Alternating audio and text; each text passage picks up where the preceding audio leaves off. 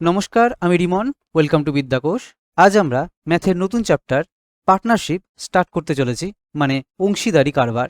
আগের বেশ কিছু ভিডিওতে আমরা প্রবলেম বেসড অন এজেস মানে পিতা পুত্রের অঙ্ক চ্যাপ্টারটা কমপ্লিট করেছিলাম।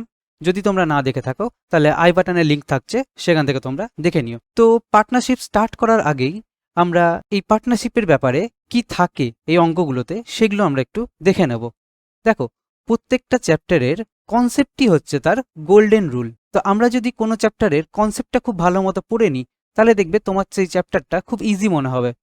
তেমনভাবেই এই পার্টনারশিপের যদি আমরা কনসেপ্টটা ভালো করে জেনে নিই তাহলে দেখবে এই পার্টনারশিপ চ্যাপ্টারটা তোমার খুব ইজি চ্যাপ্টারগুলোর মধ্যে একটা হয়ে যাবে। তো দেখে নিই পার্টনারশিপে কি থাকে এই অঙ্কগুলোতে।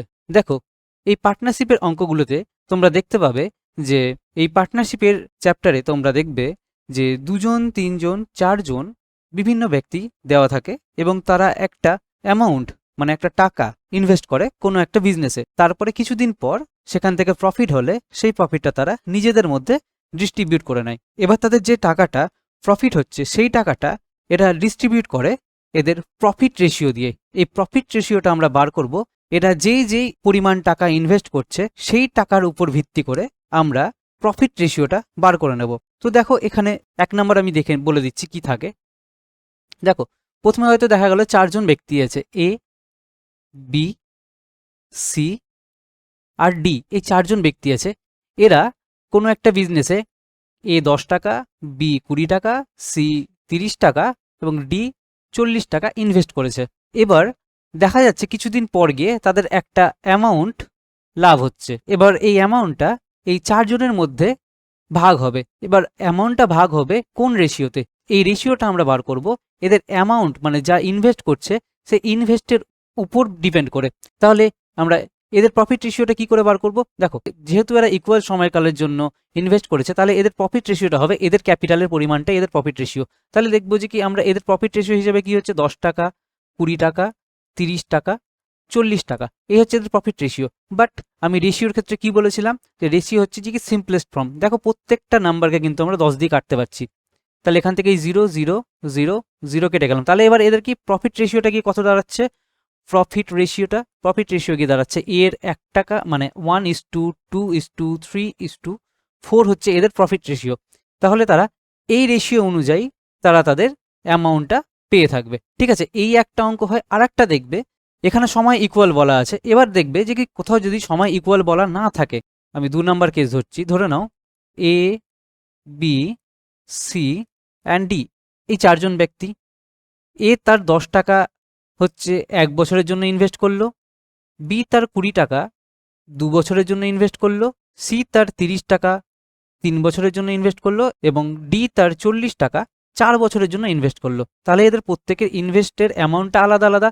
ইনফ্যাক্ট এরা বিভিন্ন সময়কালের জন্য টাকা ইনভেস্ট করছে। এ 1 বছরের জন্য, বি 2 বছরের জন্য, সি 3 বছরের জন্য এবং ডি 4 বছরের জন্য টাকাটা ইনভেস্ট করছে। তাহলে এদের ক্যাপিটাল রেশিওটা আমরা ভাগ করব যে প্রত্যেকটা বছরকে আমরা এদের ক্যাপিটালের সাথে গুণ করে দেবো।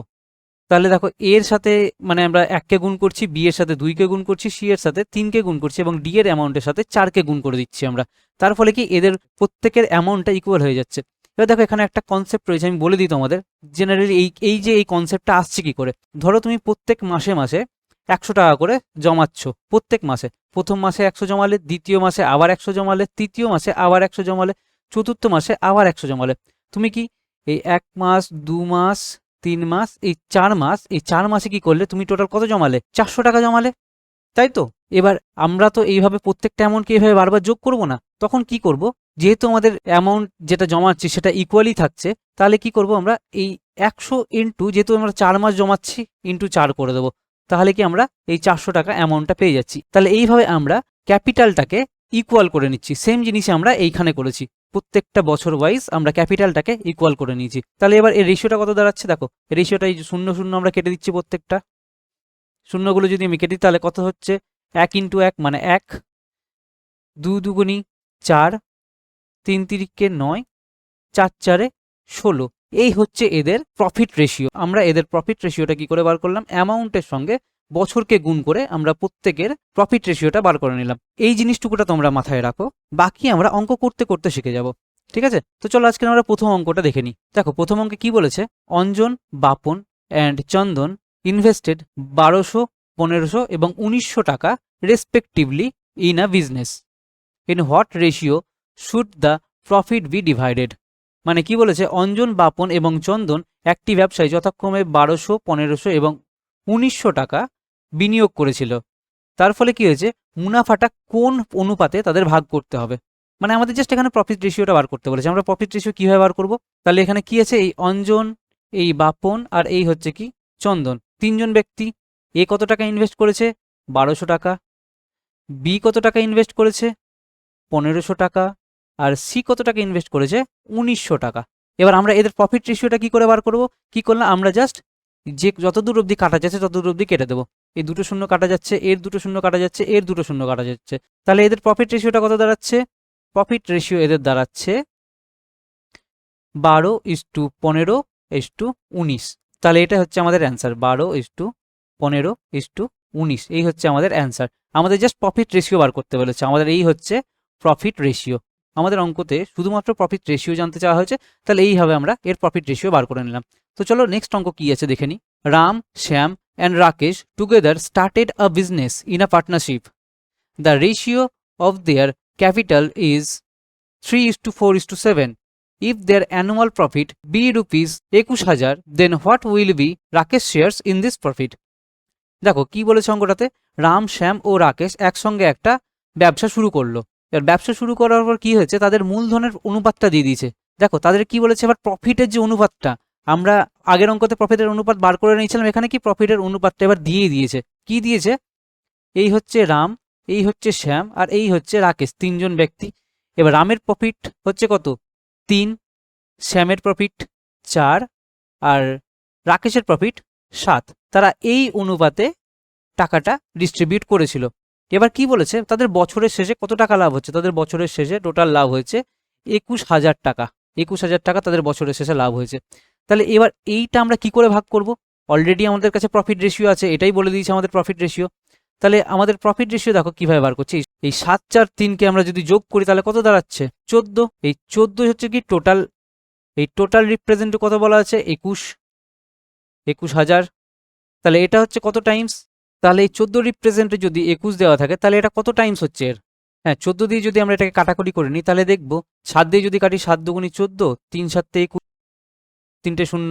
এবার এটাকে যদি আমরা কাটি 15 দুগুণি 30, দুটো শূন্য হয়ে গেল। তার মানে হচ্ছে কত, এটা 1,500 টাইমস। তাহলে রাকেশের ভাগটা কত হবে? রাকেশের শেয়ারটা কত হবে? তাহলে রাকেশের শেয়ার এটা ইনটু হচ্ছে কত? 1500। তাহলে হচ্ছে কত? 7 15 105, দুটো শূন্য। এই হচ্ছে রাকেশের টাকা বা রাকেশের শেয়ার। এটাই হচ্ছে আমাদের অ্যান্সার। ঠিক আছে, যদি এখানে তোমার রামের জিজ্ঞেস করতো, এটা রাম, ঠিক আছে, আর এটা হচ্ছে রাকেশ। যদি আমাদের রামের জিজ্ঞেস করতো তাহলে কি করতাম, এই 3-এর সাথে এটা ইন্টু আমরা 1500 করে নিতাম। তাহলে 3 15 কত? 45, সঙ্গে দুটো শূন্য। এই হয়ে যেত তখন রামের শেয়ার। সেরমভাবে শ্যামের যদি বার করতে দিত তাহলে এটা ইন্টু 1500 হয়ে যেত, তাহলে আমরা শ্যামের শেয়ারটা বার করতে পারতাম। ঠিক আছে, আশা করি বুঝতে পেরেছো তোমরা, কোনো অসুবিধা হয়নি বুঝতে। এর পরের অঙ্কটা কি আছে দেখে নি। দেখো, Amit, Sumit, Hari and Deep rented a car for rupees 4,400 টাকা. If they use it for 6 hour, 4 hour, 7 hour and 5 hour respectively, then what is the rent to be paid by Hori? মানে কি বলেছে, অমিত, সুমিত, হরি এবং দীপ 4,400 টাকায় একটা গাড়ি ভাড়া নিয়েছে। এবার গাড়ি ভাড়া নেওয়ার পর এরা কি করছে, যদি তারা যথাক্রমে, মানে অমিত হচ্ছে 6 ঘন্টা ইউজ করলো গাড়িটাকে, সুমিত 4 ঘন্টা ইউজ করছে, আর হরি কি করেছে 7 ঘন্টা ইউজ করছে, এবং দীপ কি করছে 5 ঘন্টা ইউজ করছে গাড়িটাকে। তাহলে হরিকে কত টাকা ভাড়া দিতে হবে সেটাই জিজ্ঞাসা করেছে। এবার দেখো, আমরা এতক্ষণ ধরে কি দেখছিলাম, যে প্রত্যেকে ক্যাপিটাল ইনভেস্ট করছিল। এবার এখানে কি ক্যাপিটাল ইনভেস্টমেন্ট নেই, জাস্ট প্রত্যেকের সময় বলে দেওয়া আছে। এবার তাহলে কি আমরা জাস্ট এখানে সময়টাকে নিয়ে কাজ করব। তাহলে তুমি দেখো, এই যে অমিত, সুমিত, হরি আর দীপ, এই 4 ব্যক্তি, এই 4 ব্যক্তি কি করেছে, এই 6 ঘন্টা ইউজ করেছে, এই 4 ঘন্টা, এই 7 ঘন্টা, আর এই হচ্ছে কত 5 ঘন্টা ইউজ করছে। প্রত্যেকে এইরকমভাবে তারা গাড়িটাকে ইউজ করেছে। এবার এখানে কি বলেছে, টোটাল অ্যামাউন্ট কত? টোটাল অ্যামাউন্ট দিয়ে দিয়েছে, এখানে টোটাল অ্যামাউন্ট দিয়ে দিয়েছে 4,400 টাকা। এই হচ্ছে এদের টোটাল অ্যামাউন্ট খরচ হয়েছে। এবার প্রত্যেকে তো ইউজ সমান সমান করছে না, আলাদা আলাদা ইউজ করছে, তাহলে প্রত্যেকে তাহলে আলাদা আলাদা ভাড়া দেবে। যে যেমন ইউজ করছে সে তেমন ভাড়া দেবে।